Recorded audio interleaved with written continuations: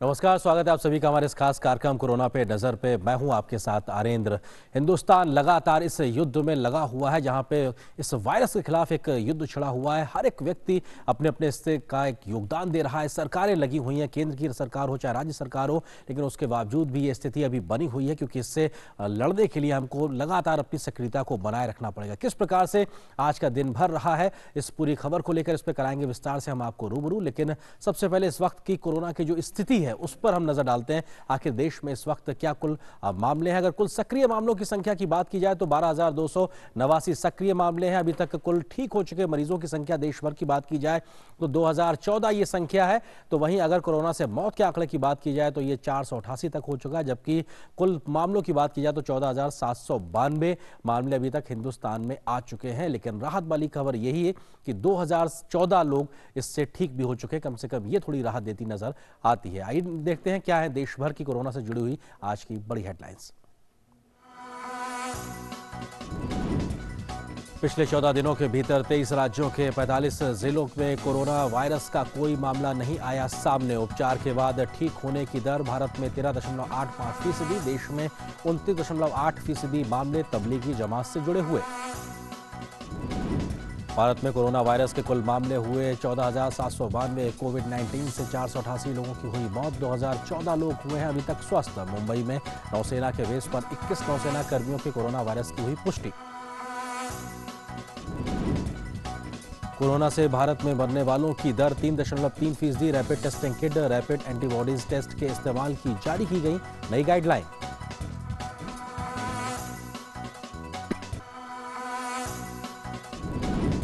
साठ साल की उम्र के ऊपर के लोगों के मामले हैं 75.3%। मौत के 83% मामलों में अन्य बीमारियां भी हैं जिम्मेदार।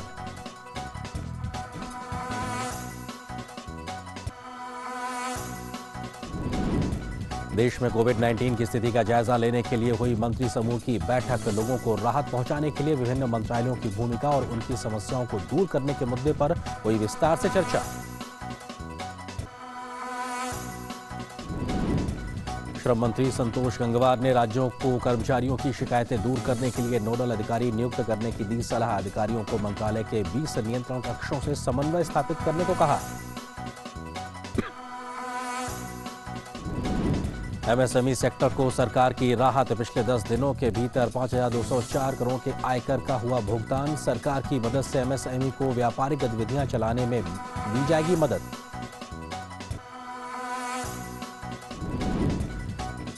देश के राज्यों में आवश्यक सामान की नहीं है कोई कमी। टोल फ्री नंबर 112 पूरे देश में है चालू। हर प्रकार की मदद है इस टोल फ्री नंबर पर संभव।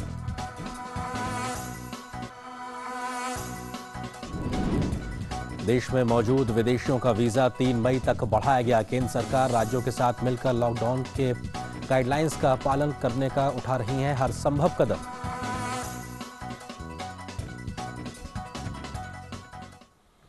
तो आप देख रहे थे देश भर की कोरोना से जुड़ी सुर्खियां, लेकिन अंतर्राष्ट्रीय स्तर पर क्या है इस वक्त कोरोना का हाल। आइए डालते हैं नजर अंतर्राष्ट्रीय सुर्खियों पर। दुनिया भर में कोरोना से संक्रमित लोगों का आंकड़ा पहुंचा करीब 22.5 लाख। मरने वालों की संख्या भी पहुंची 1,54,000 के ऊपर।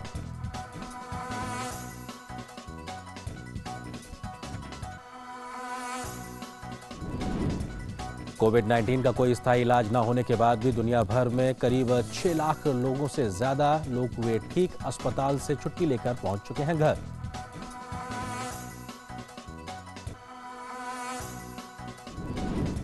अमेरिका में कोरोना का कहर सबसे ज्यादा। करीब 7 लाख के पास पहुंची संक्रमित लोगों की संख्या। मरने वालों का आंकड़ा भी पहुंचा 37,000 के आसपास।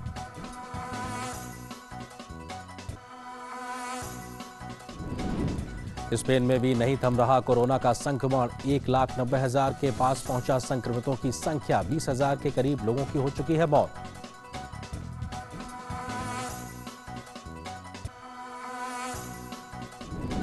इटली में भी नहीं थम रहा कोरोना का प्रसार। 1.72 लाख लोग हुए कोरोना पॉजिटिव। 23,000 लोगों की गई है जान।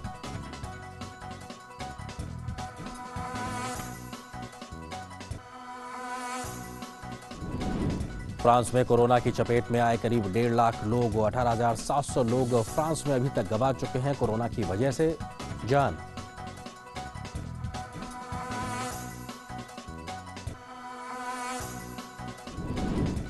जर्मनी में 1,41,000 लोग हुए कोविड-19 से संक्रमित। करीब 4400 लोगों की गई है अभी तक जर्मनी में जान।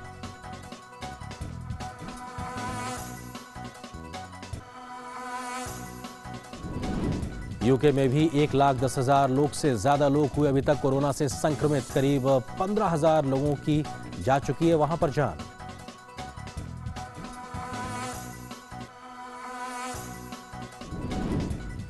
रूस की राजधानी मॉस्को में अगले 2 से 3 सप्ताह में उच्चतम स्तर पर होंगे कोरोना के मरीज। मॉस्को के गवर्नर ने किया आगाह, सोशल डिस्टेंसिंग पर रहा सबसे ज्यादा जोर।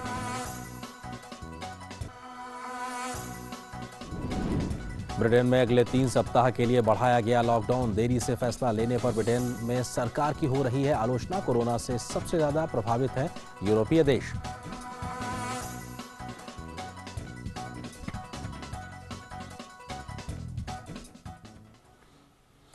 तो हर रोज की तरह आज भी स्वास्थ्य मंत्रालय और गृह मंत्रालय की ओर से कोरोना पे किस प्रकार की स्थिति है उस पर प्रेस वार्ता की गई। क्या कुछ बड़ी बातें हैं कोरोना की गई प्रेस वार्ता को लेकर, उसको हम आपको सिलसिलेवार समझाने की कोशिश करते हैं। स्वास्थ्य मंत्रालय की प्रेस वार्ता की जो बड़ी बातें, उसमें रैपिड टेस्टिंग किट का इस्तेमाल हॉटस्पॉट इलाकों में होगा, इस बात का आज जिक्र किया गया है। तो वहीं रैपिड एंटीबॉडीज टेस्ट सर्विलांस के उद्देश्य के तहत ही इस्तेमाल किए जाएंगे, इसकी गाइडलाइन के तहत इस बात का जिक्र किया गया है।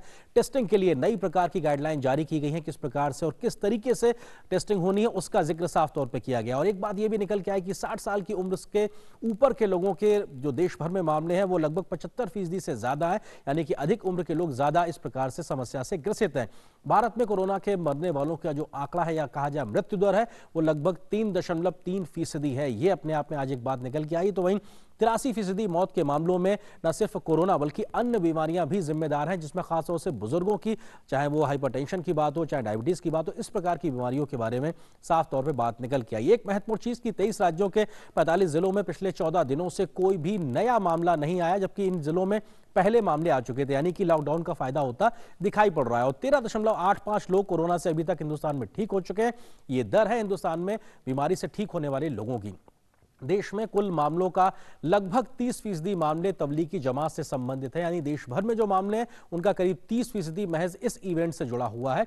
तबलीगी जमात से संबंधित मामले देश के 23 राज्यों तक फैले हुए हैं, यह भी अपने आप में थोड़ा चिंता का विषय है। तबलीगी जमात से संबंधित करीब 40,000 से ज्यादा लोग इस वक्त क्वारंटाइन किए गए हैं, आइसोलेशन में रखे गए हैं। यह भी अपने आप में एक बड़ा आंकड़ा है, क्योंकि ये सस्पेक्ट के तरीके से हो सकते हैं। तो वहीं ये अपने आप में महत्वपूर्ण चीज है कि गैर कोविड मरीजों को भी अस्पताल में महत्व देने की सलाह दी गई है। स्वास्थ्य मंत्रालय के माध्यम से हाइड्रोक्सीक्लोरोक्विन दवा को लेकर रिसर्च चल रही है, क्योंकि अभी तक कोई स्थायी बात नहीं निकल के आई है। यह बात इसलिए कही गई क्योंकि इस दवा को लेकर कई प्रकार की बातें साफ तौर पे कही जा रही थी, तो इसको लेकर भी स्पष्टता कहीं ना कहीं देखने को मिली है। तो वहीं दुनिया भर में किस तरीके से इस पूरी मुहिम में एकजुटता दिखाई पड़ रही है, इसकी एक मिसाल देखने को मिली है स्विट्जरलैंड ने आल्प्स के मैटरहॉर्न पर्वत पर भारतीय राष्ट्रीय ध्वज तिरंगे की रोशनी करके वहां पे दिखाया है। इस रोशनी के जरिए स्विट्जरलैंड ने कोरोना महामारी से जीतने की उम्मीद और जज्बे का संदेश दिया इस पर्वत श्रृंखला पर। तो वहीं स्विट्जरलैंड में भारतीय दूतावास ने इस फोटो को ट्विटर पर शेयर किया है। प्रधानमंत्री नरेंद्र मोदी ने इस ट्वीट को रिट्वीट करते हुए लिखा है कि पूरी दुनिया कोविड-19 से लड़ाई में एकजुट है। मानवता निश्चित रूप से इस महामारी से जीतेगी, यानी कि स्विट्जरलैंड की जो पर्वत श्रृंखला है उस पर भारतीय तिरंगे को दिखाया गया है। और ये एक सॉलिडेरिटी है, कहीं ना कहीं एकजुटता दिखाने की कोशिश की गई है कि इस पूरी जो कोविड-19 के खिलाफ एक लड़ाई है उसमें सारे देश मिलकर एक साथ खड़े हुए हैं। अपने आप में स्विट्जरलैंड के माध्यम से भारतीय तिरंगे को पर्वत श्रृंखला पर रोशनी के माध्यम से दिखाना इस एकजुटता को दिखाता है। ये अपने आप में महत्वपूर्ण चीज है। तो वहीं संकट की इस घड़ी में कोरोना से बचने के देश भर के डॉक्टर क्या कर रहे हैं, किस प्रकार से संदेश दे रहे हैं, आइए आपको दिखाते हैं। हमें बहुत प्रॉब्लम्स फेस करना पड़ रहा है। हमारा आगे क्या होगा, हम क्या खाएंगे, क्या हमारा जिंदगी में कैरियर होगा, हमारा जॉब का क्या होगा, हम बाहर ही नहीं जा पा रहे। पर ये क्वेश्चंस, ये सारे जो संदिग्धताएं, हमारे प्रॉब्लम्स है, ये तभी होगा अगर हम जिंदा हैं। जिंदा रहने के लिए प्लीज अपने घर पे रहिएगा। ये एक नया वायरस है जिसमें बहुत ही ज्यादा ईगो है। अगर जब तक आप घर से बाहर नहीं जाएंगे ये आपके घर नहीं आने वाला। सो आप घर में रहें, सुरक्षित रहें। विदेश से आना कोई अपराध नहीं है। 2 हफ्ते तक घर में रहिए, अपनों की जान बचाइए। अनावश्यक व गलत इस्तेमाल मास्क का ना करें। खुद को सर्दी जुकाम होने पर ही मास्क का इस्तेमाल करें। N95 मास्क का उपयोग सिर्फ हेल्थ केयर वर्कर के लिए है। कृपया घर पे सुरक्षित रहें और सेफ रहें। कोरोना वायरस दिखाई नहीं देता है, पर कोरोना वायरस से संक्रमित लोग सबको दिखाई दे रहे हैं। 4 लाख से अधिक लोग संक्रमित हो चुके हैं और ये नंबर बढ़ते ही चले जा रहे हैं। लापरवाही ना करें, घर रहें। अपने परिवार की सुरक्षा के लिए घर पे ही रहें, बीमारी को बढ़ाने का कारण ना बने।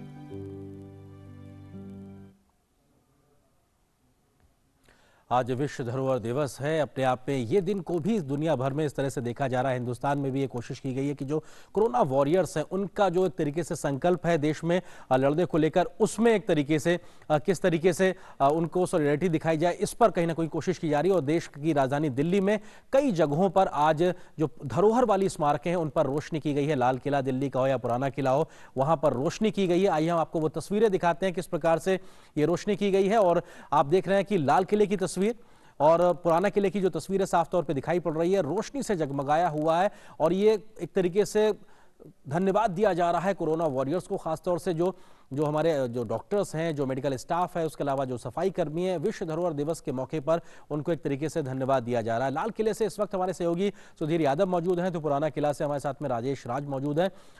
सुधीर का रुख करते हैं। सुधीर, आप हमारे साथ में मौजूद हैं। सुधीर, किस तरीके से ये एक बड़ा मैसेज, क्योंकि लोग अपने घरों में है लेकिन तस्वीरों के माध्यम से लोग देख रहे होंगे, क्या बड़ा संदेश देने की कोशिश की गई है इस जगमग रोशनी के माध्यम से? बिल्कुल आर्यन, इसके जरिए बिल्कुल साफ संदेश देने की कोशिश की गई है कि जो कोरोना का अंधेरा है वो मिटेगा। आप हमारे जो हेल्थ वर्कर्स हैं, हमारे साथ जो इस संकट की घड़ी में खड़े हुए हैं, हमें बचाने के लिए लगातार आगे जा रहे हैं, अपनी जान जोखिम में डाले हो, उनके साथ सॉलिडारिटी से खड़े रहिए। और यहाँ वैसा ही साफ तौर पर देखने को मिल रहा है, जो लोग हैं वो दिए जला रहे हैं। लाल किला रोशनी से पूरी तरह से नहाया हुआ है। बहुत एक कहें मनोरम दृश्य है। और साथ में ये भी याद दिलाता आ रहे हैं कि किस तरीके से हमें अपने घरों में रहना है, बाहर नहीं निकलना है। और खास तौर पर जो लोग हमारी जान बचाने के लिए लगातार मेहनत कर रहे हैं, लगातार दिन रात एक क्यों है, आखिर उनके साथ आखिर किस तरीके से सॉलिडारिटी से खड़े हैं उसको दर्शाता है। और खास बात ये भी आ रही है कि जिस तरीके से प्रधानमंत्री ने साफ तौर पर संदेश दिया था कि अपने घरों के बाहर निकले और दिए जलाएं, उसी से प्रभावित होकर आगे ये कोरोना वॉरियर्स के लिए इस तरह की ये दिए जलाए गए हैं कि इनसे जो ऊर्जा निकले वो प्रकाशित हो, एक एकता प्रदर्शित हो, जिनसे उनकी जो हौसला अफजाई है वो की जा सके। बिल्कुल, राजेश राज हमारे सहयोगी मौजूद हैं पुराना किला से। राजेश, ये विश्व धरोहर की वो इमारतें हैं जो सैकड़ों वर्षों से अपनी मौजूदगी के निशान लगातार बनाए हुए हैं। ऐसे में इन इमारतों ने बहुत कुछ कालखंड को देखा है, ये दौर भी देख रही हैं। किस प्रकार से रोशन होकर एक बड़ा संदेश देती दिखाई पड़ रही है, कम से कम उन कोरोना वॉरियर्स के लिए जो हम सब के लिए अपनी जान को खतरे में डालते हैं? राजेश, देखिए, निश्चित तौर पर आर्येंद्र, आपने बिल्कुल सही कहा कि जो आज विश्व धरोहर दिवस है, उस धरोहर दिवस को यादगार बनाने के लिए और जो कोरोना वॉरियर्स हैं, जो कोरोना के योद्धा हैं, जो लगातार को बचाने के लिए 24/7 प्रयासरत हैं, उनके लिए कहीं ना कहीं प्रधानमंत्री की जो अपील रही है, जो प्रधानमंत्री ने पहले भी योद्धाओं के लिए तालियां बजाकर या फिर दिए जलाकर जो संदेश देने की कोशिश देश की जनता से को कहा और उसका इम्पैक्ट देखने को मिला, वही प्रयोग जो है विश्व धरोहर दिवस के मौके पर जो हमारा ASI है, संस्थान है, वो इसको आगे बढ़ाने की कोशिश कर रहे हैं। और 41 जो दिए हैं वो भी हिमायू टोम पर जलाए जाएंगे और कहीं ना कहीं ये संदेश देने की कोशिश की जाएगी कि देश का जो लॉकडाउन पीरियड है उसमें कहीं ना कहीं दिए जो हैं वो दिए एनर्जी प्रदान करेंगे, ताकत देंगे, ऊर्जा देंगे कोरोना योद्धाओं को। तो पूरी ताकत, पूरी स्फूर्ति और नई ऊर्जा के साथ कोरोना से लड़ने में हमारे देश मजबूती प्रदान करेंगे।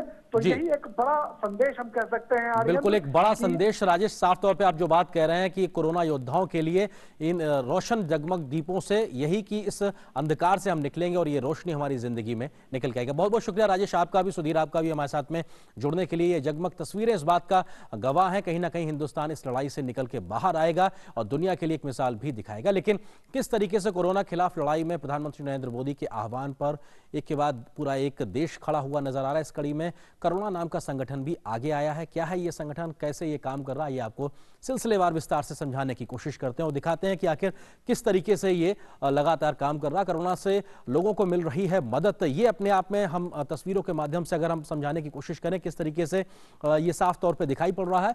ऑल इंडिया सर्विसेज के जो अधिकारियों ने किया है, इस कोरोना संगठन का जो गठन किया गया है और अपने आप में ये लगातार सरकार का जो प्रयास है कोरोना खिलाफ युद्ध में, उसमें मदद करता नजर आ रहा है। प्रधानमंत्री मोदी के आह्वान से प्रेरित है ये कोरोना संगठन की अगर हम बात करें। इसके अलावा कोरोना समर्पित केंद्रीय अधिकारियों का एक समूह है, जो ऐसे केंद्रीय कर्मचारी हैं जो इस प्रकार के समूह के साथ में जुड़े हुए हैं और जो केंद्रीय कर्मचारी हैं वो अपनी जिम्मेदारियों के अतिरिक्त आके इस प्रकार की जिम्मेदारी निभा रहे हैं।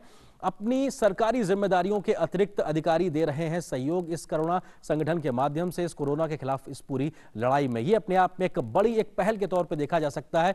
ये बेहद महत्वपूर्ण तस्वीरें भी साफ तौर पे किस प्रकार से लोगों की मदद की जा रही है और किस तरीके से लोगों की अपनी अपनी जिम्मेदारियां अतिरिक्त तरीके से निभा रहे हैं।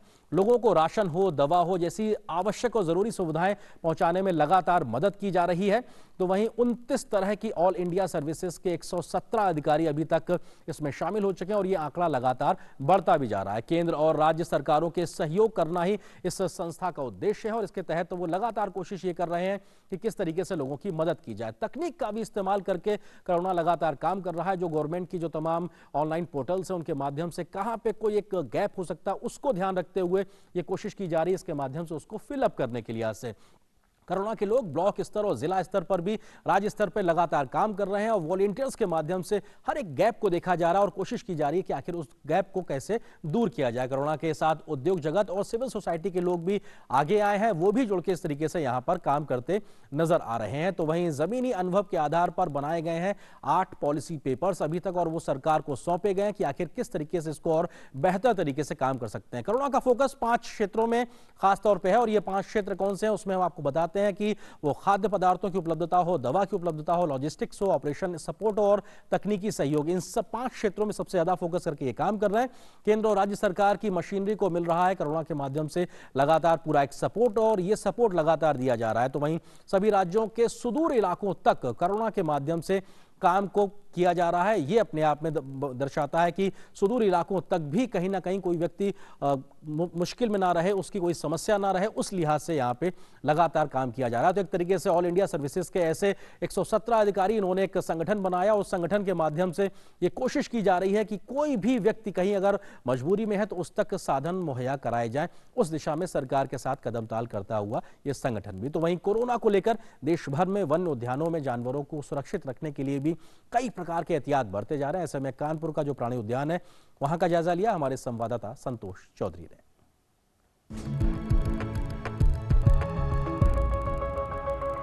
कोरोना के इस संकट में सिर्फ इंसान ही नहीं, जानवरों को भी सुरक्षित रखने का प्रयास किया जा रहा है। यह है उत्तर प्रदेश के कानपुर का चिड़ियाघर, जहां पशुओं को कोरोना से बचाने के लिए हर संभव प्रयास किए जा रहे हैं। आने वाले हर कर्मचारी को गेट पर ही सैनिटाइज कर दिया जाता है ताकि सुरक्षा चेन न टूटे। जो भी हमारे कर्मचारी गेट पे आते हैं उनको सबसे पहले उनके हम हाथ धुलवाते हैं, उनके हाथ में सैनिटाइजर लगवाते हैं, उनके हम लोग एक हमारे जो टायर बाथ है और फुट बाथ है उसमें पाँव रखवाते हैं। एक हमने टनल बना रखी है जिस टनल पे एक मिस्ट आता रहता है, उसमें केमिकल्स होते हैं जो कि बॉडी के लिए हानिकारक नहीं है, उसके अंदर से हमारे कर्मचारी गुजरते हैं, सैनिटाइजर लगाते हैं। और यदि उनकी गाड़ी है तो गाड़ी के लिए एक अलग टनल है, उसमें मिस्ट है, तो पूरी गाड़ी पे ऊपर एक उसकी लेयर बन जाती है। इस प्रकार गाड़ी वगैरह सैनिटाइज हो जाती हैं, टायर बाथ में सो के आती हैं और इसके पश्चात ही उनको उसमें एंट्री दी जाती है। इंसान से पशुओं में किसी भी प्रकार का संक्रमण न फैले, इसीलिए जानवरों के बारे में जानने से पहले चिड़ियाघर के कर्मचारियों को सैनिटाइजेशन के कई चरणों से गुजरना पड़ता है। उसके बाद ही जानवरों के पास वो जा सकते हैं। इसीलिए सभी बाड़ों को उच्च सुरक्षा की श्रेणी में रखा गया है। हम सबसे पहले तो बाड़ों के बाहर हम ब्लीचिंग पाउडर या चूना डालते हैं थोड़ी सी दूरी पे, और उसके अलावा नियमित रूप से बाड़ों को सफाई की जाती है। सफाई करने के पश्चात जो हमारा एक शेड्यूल है, शेड्यूल के अनुसार हमारा जो भी रिकमेंडेड केमिकल है IVRI और सेंट्रल जो अथॉरिटी के अनुसार उनका यहाँ छिड़काव होता है। जो हमारे हाउस हैं उन हाउसेज में डेली सफाई होती है और उसके बाद जो कोहरसिन, वीरासीड या बिरकॉन है उनका वहाँ पे छिड़काव होता है, सफाई होती है। कोरोना वायरस के मद्देनजर सभी जानवरों के खान पान में भी परिवर्तन कर दिया गया है ताकि चिड़ियाघर के सभी जानवरों का इम्यून सिस्टम और स्ट्रांग हो। इसीलिए मल्टीविटामिन भी दिए जा रहे हैं। क्योंकि थोड़ा सा गर्मी बढ़ी है इसलिए मीट में हम लोगों ने मीट में कमी की है, लेकिन अगर हम इस हिसाब से देखें कि कोई रोग प्रतिरोधक क्षमता बढ़ाने के लिए हम लोगों ने इनको लीवर बढ़ाया है और हम लोगों ने इनको हार्ट मसल्स बढ़ाई हैं क्योंकि इनमें टॉरिन और विटामिन C थोड़ा ज़्यादा होता है। इसके अलावा हम लोग इनको और इम्यूनो बूस्टर्स दे रहे हैं, इम्यूनो मॉड्यूलेटर्स दे रहे हैं और मल्टीविटामिन्स की ड्रॉप्स वगैरह दे रहे हैं, उनके सिरप दे रहे हैं, जिससे कि इनकी इम्यूनिटी बढ़ी रहे और यदि बाई चांस कुछ ऐसा होता है तो ये रोग से लड़ सकें और रोग से लड़ने की इनकी जो क्षमता है वो काफ़ी अच्छी बनी रहे और इनको कोई नुकसान ना। संकट की इस घड़ी में सावधानी ही जीवन का आधार है। ऐसे में चिड़ियाघर में रहने वाले जानवरों को भी संपूर्ण सुरक्षा दी जा रही है। कोरोना संकट के इस दौर में देश भर में लॉकडाउन जारी है, इसीलिए इंसानों की सुरक्षा के साथ साथ जो पशु हैं उनकी सुरक्षा का भी पूरा ख्याल रखा जा रहा है। देश भर के जो चिड़ियाघर हैं उनके लिए गाइडलाइन जारी कर दी गई है कि अगर बाड़े में जाने से पहले जो कर्मचारी है वो अपने हाथों को पूरी तरीके से सैनिटाइज करेगा। इसके साथ साथ पूरे चिड़ियाघर को भी सैनिटाइज किया जा रहा है समय समय पर, ताकि पशुओं को सुरक्षित रखा जा सके। संतोष चौधरी, DD न्यूज, दिल्ली।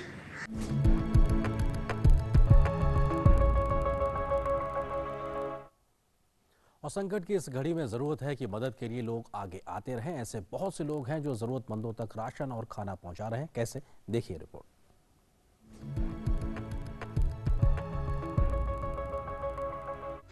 देश भर में जरूरतमंदों को खाना और राशन बांटा जा रहा है ताकि इस मुश्किल घड़ी में कोई भूखा न रहे। समाज के लोग सेवा के लिए तत्पर हैं।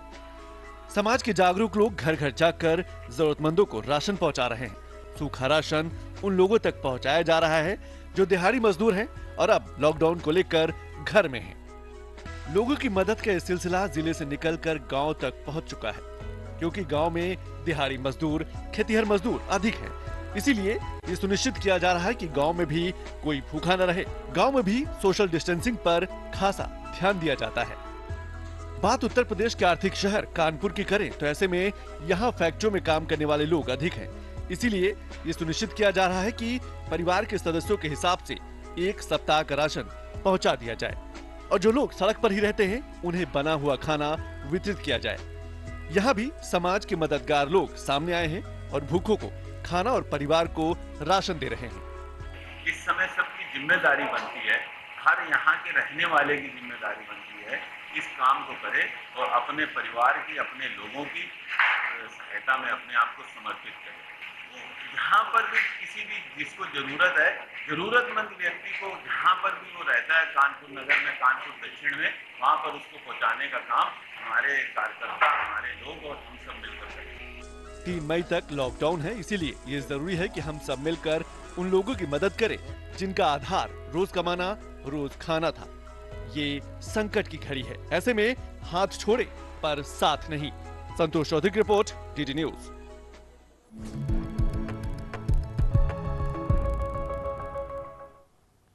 पुलिस भी इस समय योद्धाओं की तरह हर संभव मदद करने में जुटी हुई है। पुलिस सिर्फ सुरक्षा ही नहीं बल्कि आपकी भावनाओं का ख्याल रखकर भी आपके चेहरे पर मुस्कान बिखेरने की कोशिश कर रही। आइए आपको एक खास रिपोर्ट दिखाते हैं।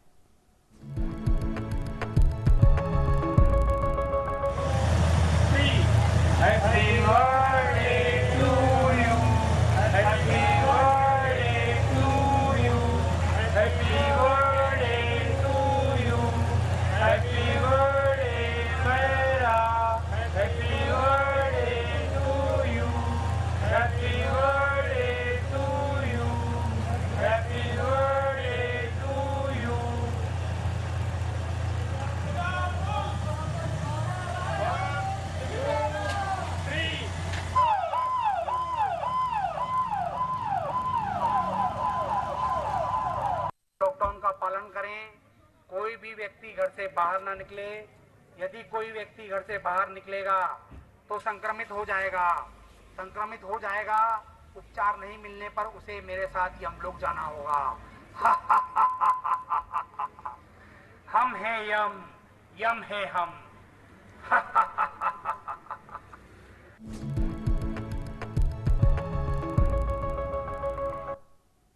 तो कोरोना योद्धाओं को सलाम है, तो वहीं सितारे भी घर पर रहकर किस प्रकार से संदेश दे रहा है, ये आपको सुनाते हैं।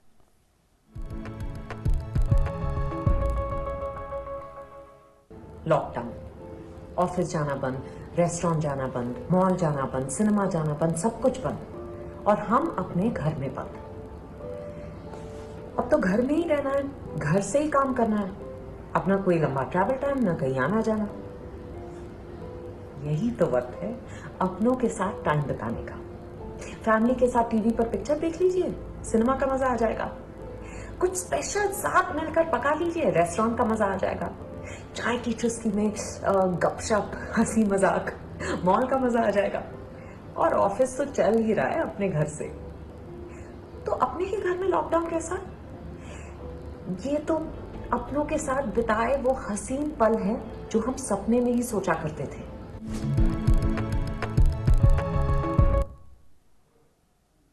और इस समय अफवाहों से बचने की भी ज़रूरत है। किस प्रकार से फेक न्यूज़ से बचने की ज़रूरत है, आपको हम एक नज़ारा दिखाते हैं। एक प्रकार की फेक न्यूज़ में एक दावा किया गया कि एक समुदाय के लोगों को कोविड-19 के बहाने जबरन क्वारंटाइन ले जाया जा रहा है, जो वास्तव में डिटेंशन केंद्र है। ये दावा गलत था, जबकि सच्चाई ये है केवल उन लोगों को जिनमें लक्षण है कोविड के या उनमें फैलने की संभावना, उन्हें क्वारंटाइन किया जा रहा है।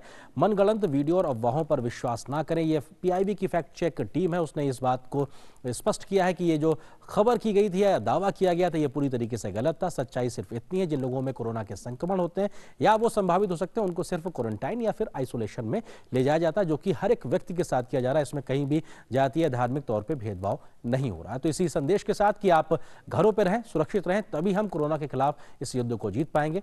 आज बस इतना ही। नमस्कार।